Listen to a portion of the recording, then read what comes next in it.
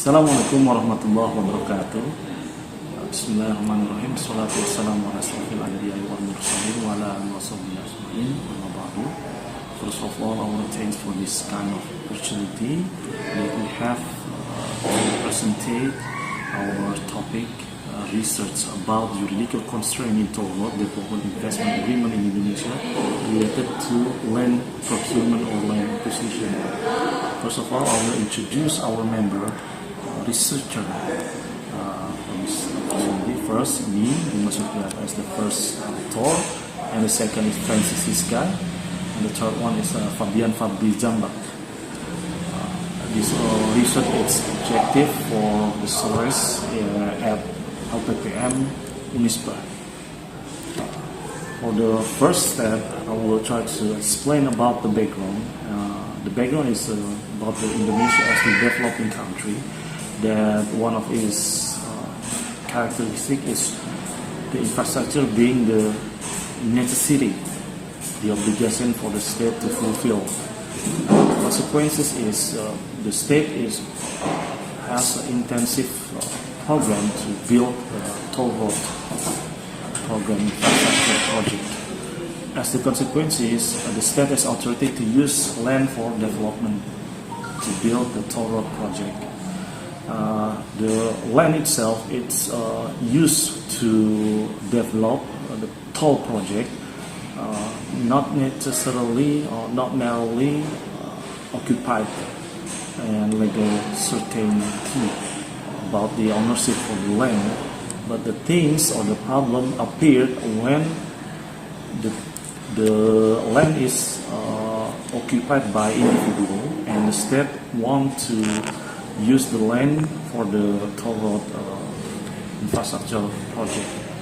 The legal problem appeared. The individual who has the land is ignored or rejected the government program. So this is the basic problem of the government to develop a toll road project in Indonesia. How government occupied the land, or how government to procure the land for the interest of toll road project. And this problem identification, we find that how juridical constraint in the investment agreement of toll road development in Indonesia related to land procurement. This is the basic legal problem that we try to find out how the solution lies behind it. And the research method that we use for our research is the normative juridical research, the legal research that gives secondary data and sourced by drawing up conceptual frameworks formulating provision contain the legislation from the basis research. So we try to manage the legal source from the act, from the judicial decisions, and from the secondary material into one conclusion about the method research. And then first, that from discussion we find out the fact that there is juridical normative constraint related to land procurement for toll road project development in Indonesia. The first issue that appeared from this kind of project is the land ownership constraints. This is the basic problem that we find out from our research. Is the need for construction along with the necessity increasing, not in line with its availability. There are several factors on these matters, that being the things that the government should fulfill first. The first is the land procurement. It must meet the requirements of spatial and land use.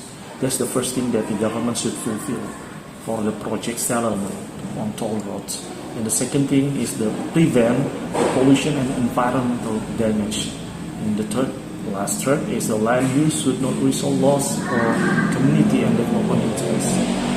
The object or the point is the government usually doesn't meet the condition, the requirement condition from third aspect. From the three aspects, and it creates more problems when the toll road is starting to develop or starting to build. from the first step. And also we find from the toll road business scheme related to land procurement, there is the pace, there is the step that the toll road is trying to build up. The problem is when government form BPJT or the toll road authority body to running the project. The problem is BPJT doesn't have any data, doesn't have any information or the comprehensive information about the land acquisition, starting from the preparation and then land acquisition and then the procurement and then the budgetary. The data related directly with the land ownership is very limited. So this is the problem that BPJT usually faces. And then the difference terminology about from Bina Marga, Ministry of PU in Indonesia, it also has his own interpretation about the regulation itself. It's usually different interpretation with the BPJT itself. So this is kind of like the complexity from the problem, starting from the land as the object and to the regulation by the authority itself. For example, during the construction of Cikampek Palimanan, toll road that stretch from West Java to Central Java, there is some resistance regarding the ownership carried out by the community. There are at least 32 residents whose the land hasn't been released. They survive because the price they offer is considered unworthy. The price is below the standard, so the people doesn't want to sell their land, the land to the government for the project. And one of the most prominent argumentative legal basis for the procurement of land for the public benefit by asking the willingness of the people giving up their land for development is the principle of land has a social function. The social function aspect is the most complicated aspect from the land acquisition for the government to commit or to running the toll road project, because it has a broad definition about the social. The social means that land must be used for the social aspect. Not only we can define this not only for the toll project, but also directly used by the people itself, and the people directly receive the benefit from the land that they use. So this is the problematical issue that the government until now, from our research, is not find any kind of specific formulation to settle it. And the social function relationship of land rights expressly define the provision that is stated on the Agrarian Law, Indonesian Agrarian Law Act number 5 year 1990 in Article 9, in Article 6 and in Article 18. And then one of the factors that is often causing the complexity of land acquisition for the benefit of toll road development is the government usually using the repressive method approach they impose to the peoples or the society. It means the result is not directly give the positive impact for the government, but also the people will resistant with the kind of method if the government using the repressive standards to acquisition land for the people also will fight back. I mean, like, according to our observation and our research, this is not the kind way that the government should impose, because the impact will be probably would be negative for the government itself.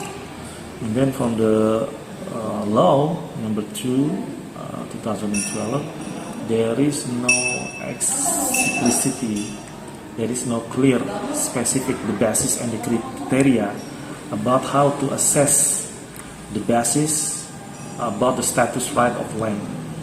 And the proof of its right, as well as the location of the land in an effort to materially indemnity. I mean, this is the problem because the act itself, it's more tendency to the fulfill the government interest for the public project, for the national interest. It's the act number 2, year 2012, is not specifically give an attention for the people's perspective or the people's necessity. It's only tends to the project side, the interest project side. I mean, like, this is the homework for the government to find out how to balancing the interest not only in government side, not only in national interest, but also they in other side can fulfill the society interest about the land procurement or land acquisition. The second issues that appear from this kind of from our research is about the compensation for the land acquisition. The thing is that the government doesn't have any specific formulation that can be fairly granted the peoples or the society to give them the specific compensation in economical aspect or the juridical aspect itself. So the government doesn't have any instrument how they can create standard. The method for the government to grant the compensation for the society is not has specific formulation or specific instrument. The government usually not giving the standard or below standard. They just giving compensation for society is based on their subjective assessment. Usually the assessment from government is not representative. The government doesn't have any specific instrument to apply the fair and the good deals for the compensation in the perspective of land acquisition compensation to the society. The logic consequences from this kind of problem is the society also has a resistance for this kind of method. The government usually failed to apply the fair compensation for the granted to the society. From this kind of a problem appeared, the society oftenly rejects the government's offer when it deals to their land acquisition. So the government, if there is the society blocking their offer, they just make a concession to the judicial method, like they need a judicial decision to impose the granted of compensation for the society from the legal decisions. So from this problem, I mean, like, ahead from now, the government should regulate or the ministry should make the technical approach method how they can standardize the compensation for the land acquisition to the society, so they can give a fair and good number in terms of dealing the land for the society. Start from this is we have a recommendation. The government have to identify the real problem, the legal problem, and the economical problem that appears in field of the land acquisitions for the society. That's the first thing. And the second thing is the government should regulate and should forming the basic and fair formulation how they can apply good compensation for the society in terms of how they can compensate the land acquisition for the society. That's the two things that most important thing has to fulfill first.